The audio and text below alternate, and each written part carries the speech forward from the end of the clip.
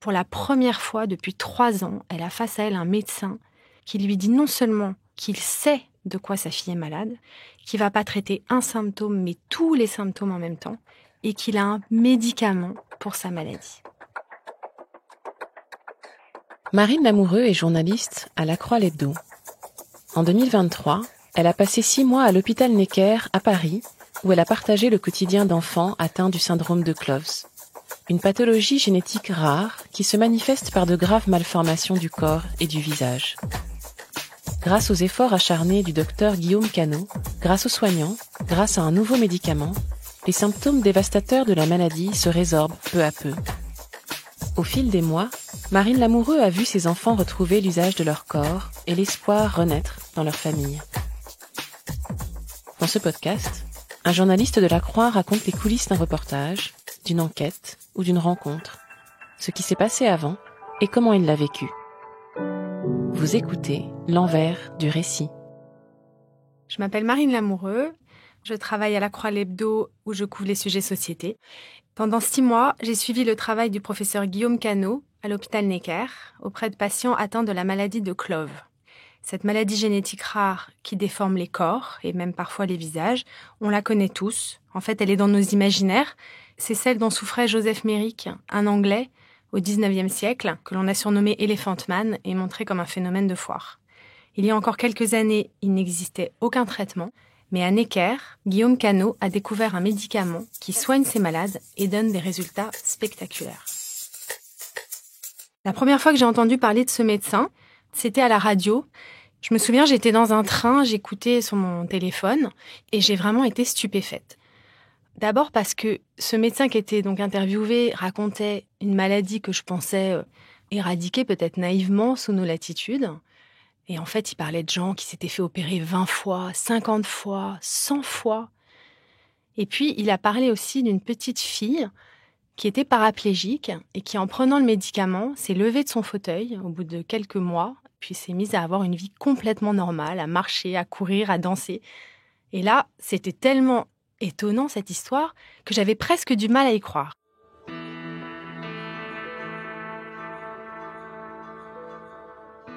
Quand je suis revenue au bureau, la première chose que j'ai fait, c'est commencer à faire des recherches sur ce fameux professeur Guillaume Cano. Et très vite, je me suis aperçue que c'était très sérieux. Il avait publié ses recherches en 2018 dans l'une des revues les plus prestigieuses au monde, qui est Nature. Le médicament était déjà autorisé aux États-Unis par la FDA, l'agence du médicament. En France, on attend encore l'autorisation de l'agence européenne, mais ils ont déjà plusieurs années de recul, donc c'était extrêmement sérieux. Donc je me dis, cette histoire, il faut la raconter.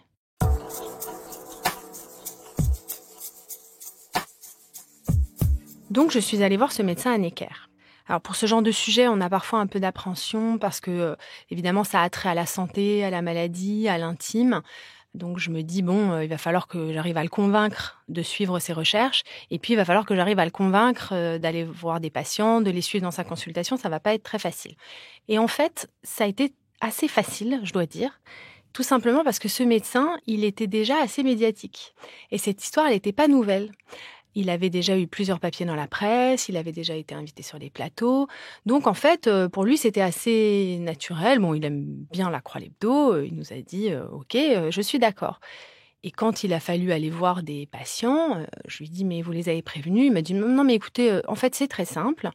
Vous allez dans mon bureau de consultation et puis quand ils rentrent, je vous présente et puis je leur demande s'ils sont d'accord. » Donc c'est ce qu'il a fait à chaque fois et ce qui était extraordinaire, c'est que je n'ai pas eu en 6 mois une seule fois une famille qui m'a demandé de sortir. Et la difficulté, donc elle n'est pas venue de là où je pensais, elle est venue du fait que justement cette histoire n'était pas nouvelle. Et que journalistiquement, ça, c'est pas évident. Parce qu'on se dit toujours, quand on est journaliste, qu'on a envie de raconter quelque chose de nouveau. Alors, c'est pas forcément un scoop, mais on a quand même envie d'être le premier à le raconter. Et là, je savais que j'étais pas du tout la première à le raconter. Et en même temps, j'avais l'intuition très profonde que d'abord cette histoire, assez peu de gens dans le grand public la connaissaient, et qu'elle était tellement extraordinaire, qu'elle avait tellement de dimensions médicales, sur le financement de la recherche, sur le vécu de ses patients, que ça valait la peine de le raconter. Alors, ça a créé un petit débat à la rédaction sur l'angle, puisque les journalistes travaillent avec un angle. Ma chef de service, elle était plutôt à me dire il faudrait que tu racontes la découverte médicale. Parce qu'au XXIe siècle, faire une découverte comme ça, c'est extraordinaire. Ça nous rappelle Pasteur ou plus tard la pénicilline. Enfin, c'est incroyable. Donc ça, il faut que tu le racontes. Et moi, je me disais, mais ça a déjà été raconté. Moi, j'ai plutôt envie de parler des nouveaux patients. J'ai envie de suivre le début du traitement, ce que va faire le traitement. Donc, on n'a pas tranché tout de suite. Mes chefs, ils m'ont dit, écoute, va voir, prends le temps. Et donc, c'est ce que j'ai fait.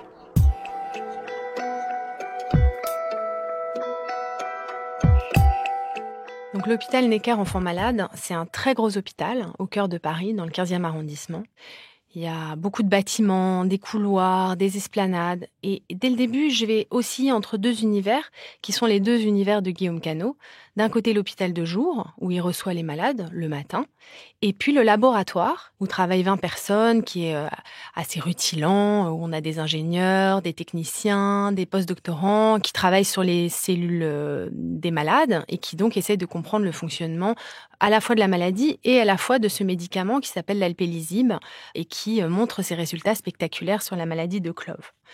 En fait, comme on a fait de grands progrès en génétique, on est capable aujourd'hui de distinguer quels sont les gènes mutés dans des maladies qui auparavant étaient vraiment très mystérieuses finalement. Dans la maladie de Clove, la mutation génétique, elle concerne un gène qui s'appelle PIK3CA. Il induit une protéine malade qui envoie de mauvais signaux à la cellule. Le docteur Guillaume Canot, en épluchant la littérature scientifique, il s'est aperçu que cette mutation génétique PIK3CA, elle était aussi présente dans certains cancers, et notamment le cancer du sein. Et là, il s'est dit, pour une maladie quand même assez fréquente, le cancer du sein, les laboratoires, sans doute, cherchent des médicaments et des inhibiteurs de ces protéines malades. Et bingo, il y avait effectivement Novartis qui était en train de tester un médicament qui s'appelle donc l'alpélizib pour le cancer du sein. Et c'est ce médicament qu'il a testé pour la maladie de Clove et qui a très bien marché. Donc du côté du laboratoire, le professeur Guillaume Canot, il a un bureau dans lequel il a affiché tous les prix qu'il a reçus. Ça donne un peu la mesure quand même de l'importance de ses recherches, notamment en matière de reconnaissance internationale. Et en même temps, ça cadre pas tellement avec le personnage parce que c'est pas quelqu'un de prétentieux, c'est plutôt quelqu'un de très accessible, de chaleureux, qui fait attention aux gens. Et il y a un signe au tout début du reportage qui le montre assez bien. Il a tout de suite présenté son équipe. Je pense qu'il m'envoyait là un message qui était de me dire « Oui, c'est vrai, la découverte, c'est moi qui l'ai faite, c'est moi qui ai pu recevoir tel ou tel prix, mais en fait, c'est un travail collectif. » Et ça a été un message qui m'a accompagnée, évidemment, tout au long du reportage.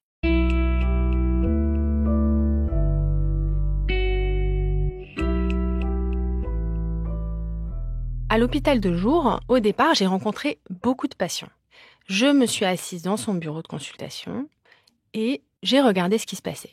Et comme il reçoit 6 à 10 patients par matinée, je me suis vraiment rendu compte de ce que c'était que cette maladie en fait. Cette maladie, elle est assez étrange parce que c'est donc lié à une mutation génétique.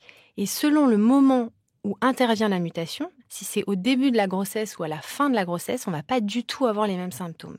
Si c'est à la fin de la grossesse, les symptômes peuvent être assez mineurs, un gros doigt par exemple. Mais si c'est au début de la grossesse, et selon les tissus qui sont touchés, ça peut être absolument dévastateur.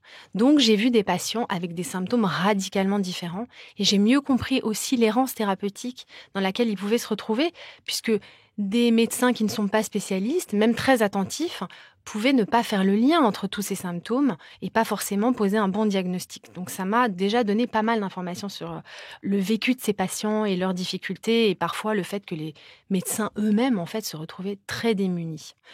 Donc par exemple, on peut voir entrer une petite fille avec un bras tout à fait normal et puis de l'autre côté, un très gros bras boursouflé, tout bleu, qui est vraiment le signe que la mutation génétique a touché cet endroit-là chez elle. Ou alors on peut voir, ça m'est arrivé plusieurs fois, des patients avec des pieds absolument énormes. Et ce qui m'a beaucoup frappée, c'est que quand ils enlevaient leurs chaussures et leurs chaussettes, plusieurs fois, j'ai vu ces énormes pieds avec seulement 3 orteils. Et là, j'ai compris qu'une des indications récurrentes, puisque je l'ai vu chez plusieurs patients, était d'amputer les orteils pour que les pieds rentrent dans les chaussures. Et ça m'a vraiment estomaquée. Après, il faut imaginer que ces chaussures, elles valent plus de 1 000 €. C'est impossible de se chausser. Voilà, les médecins, ils avaient sans doute leur raison. Mais quand on voit ça, je vous assure, ça fait un effet. On voit des pieds avec 3 orteils, 2 cicatrices. Donc voilà, l'étrangeté fait quand même partie du service. Et évidemment, parfois, il faut avoir le cœur bien accroché.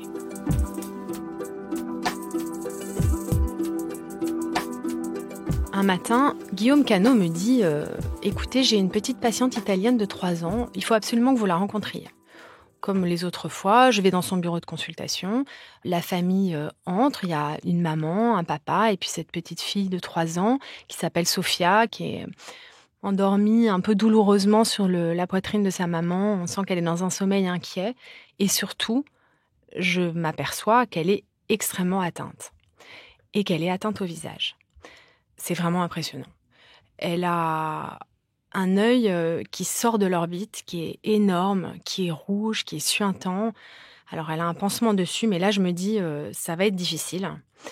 Et puis, elle a des problèmes au cerveau, donc on voit les cicatrices, on voit qu'elle a déjà été opérée de la tête. Et puis, elle a une peau avec des grosses taches brunes qui déforment un peu son profil. Donc, c'est très troublant parce que elle est hyper mignonne, cette petite fille. En fait, elle a un petit nez tout rond, une petite bouche hyper mignonne. Et puis, de l'autre côté, c'est vraiment un déchirement.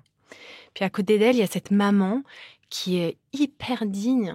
Elle a le visage impassible, elle écoute ce que lui dit le médecin, elle sort le papier, le compte-rendu médical. Bon, c'est assez difficile parce qu'il ne parle pas français, il ne parle pas anglais et lui il ne parle pas italien. Donc à la première consultation, il y a une médecin collègue italienne qui est venue traduire, mais bon, c'est pas évident. Il commence à leur expliquer que Sophia, elle a une maladie qu'on connaît. En fait, elle a 2 mutations génétiques. Et puis, il commence à prendre son petit carnet et son stylo, et puis il commence à dessiner la cellule, le noyau, les voies de signalisation. Et là, je vois la maman qui était tellement droite sur sa chaise, qui essayait tellement de ne pas se faire submerger par l'émotion. Ses yeux commencent à s'embuer. Et je me dis que pour la première fois depuis 3 ans, elle a face à elle un médecin qui lui dit non seulement qu'il sait de quoi sa fille est malade, qu'il ne va pas traiter un symptôme, mais tous les symptômes en même temps, et qu'il a un médicament pour sa maladie.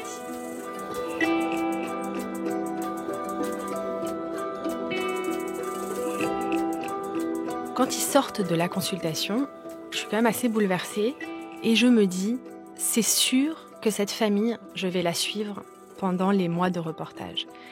Je ne sais pas exactement comment, là, à ce moment-là, j'ai pas vraiment d'idée de la construction du récit, je sais pas, je suis encore entre mes 2 angles, est-ce qu'il faut traiter de la découverte médicale, est-ce qu'il faut suivre les patients et focaliser vraiment sur eux, mais en tout cas, et malgré la barrière de la langue, il s'est passé vraiment quelque chose dans cette consultation et je me dis que Sophia, ça va être un des patients qui aura un rôle central dans le récit, je le sais déjà à ce moment-là.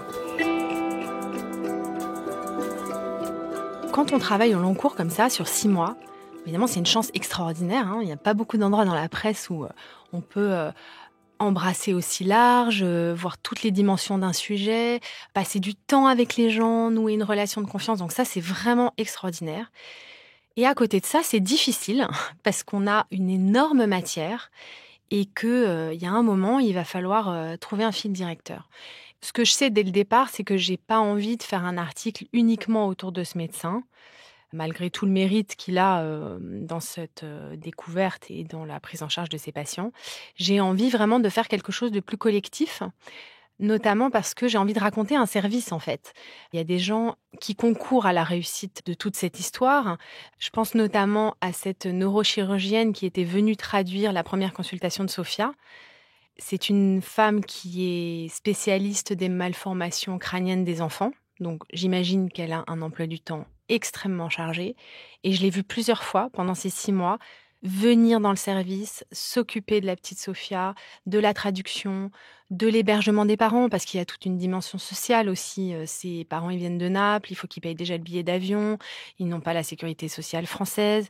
Elle était extrêmement investie, et là, je me suis dit, en fait, l'hôpital tient aussi parce qu'il y a des gens comme ça. Mais il y a bien sûr les infirmières, les secrétaires médicales, enfin... Donc, j'avais envie de raconter cette histoire collective d'une certaine manière, à la fois du côté du service et de l'hôpital de jour et à la fois du côté du laboratoire avec ces recherches qui rendent possible le soin des malades. Donc au fil des mois, Sophia effectivement s'est imposée un peu comme le fil rouge du récit. J'ai pu raconter comment elle a pris le traitement, quels effets il a eu sur elle. Et le traitement, en quelques mois, a eu des effets vraiment spectaculaires, notamment sur son œil, qui est vraiment rentré dans l'orbite, qui a dégonflé énormément, qui a cicatrisé. Les taches sur sa peau ont réduit.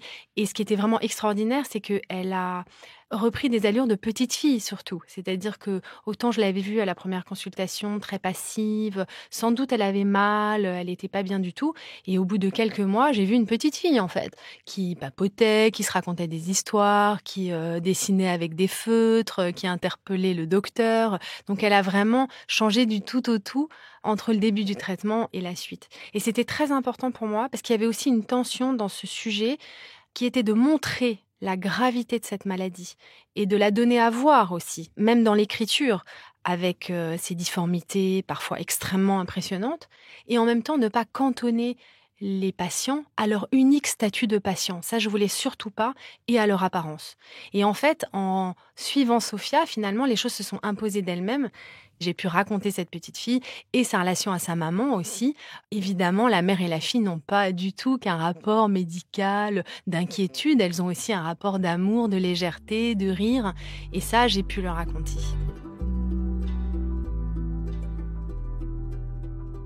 Petit à petit, je me suis rendu compte que ma rédactrice en chef avait raison de me dire au tout début, il faut que tu racontes cette découverte médicale parce qu'elle est en elle-même extraordinaire, même si elle a déjà été racontée. Et donc, non seulement, évidemment, j'ai vu de nouveaux patients, mais je suis aussi retournée voir les tout premiers patients, ceux qui étaient vraiment sortis d'affaires.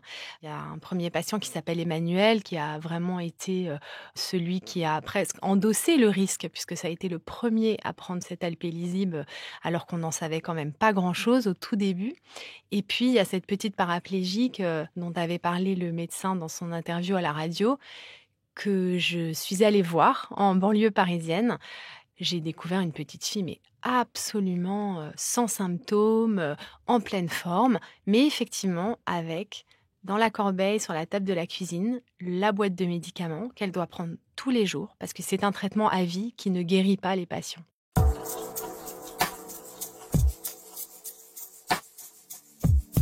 Donc à l'issue de ce travail, au bout de 6 mois, bien sûr, il y a quand même une date de bouclage, il faut terminer.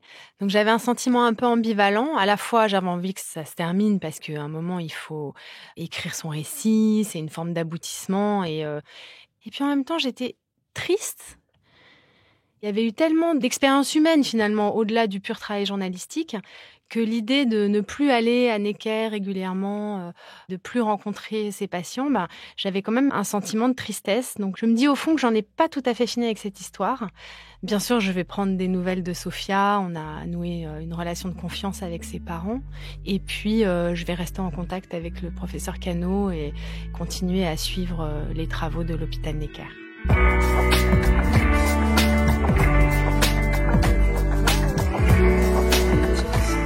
Vous venez d'écouter un épisode de L'Envers du récit. S'il vous a intéressé, n'hésitez pas à le partager et à vous abonner à notre podcast. Le reportage de Marine Lamoureux à l'hôpital Necker est à retrouver sur le site et sur l'appli La Croix. Le lien est dans le texte de description qui accompagne ce podcast. L'Envers du récit est un podcast original du quotidien La Croix.